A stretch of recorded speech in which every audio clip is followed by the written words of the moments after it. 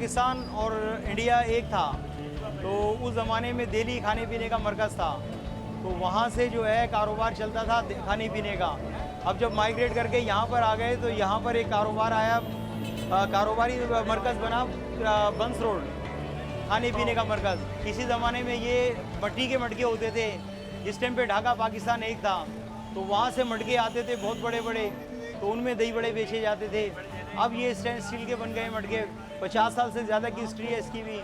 दस्तरखान की जीनत है दही बड़े, और दही दूध ऐसी चीज़ है कि एनर्जी वाला आइटम है, तो ये जो है लोग बहुत पसंद करते हैं। इसको खाकर उनको एनर्जी का एहसास होता है, ताकत भी आती है।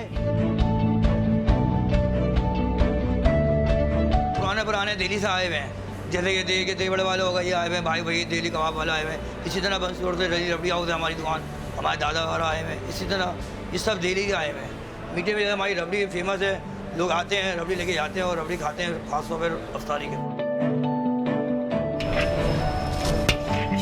इंडिया पाकिस्तान अलग अलग ज़रूर हो गए हैं, लेकिन रेसिपी तो बेसिकली वहीं से आई है, तो ये कहने में कोई मुज़ायका नहीं होगा कि दोनों जगहों का जो टेस्ट है वो तकरीबन सेम होगा।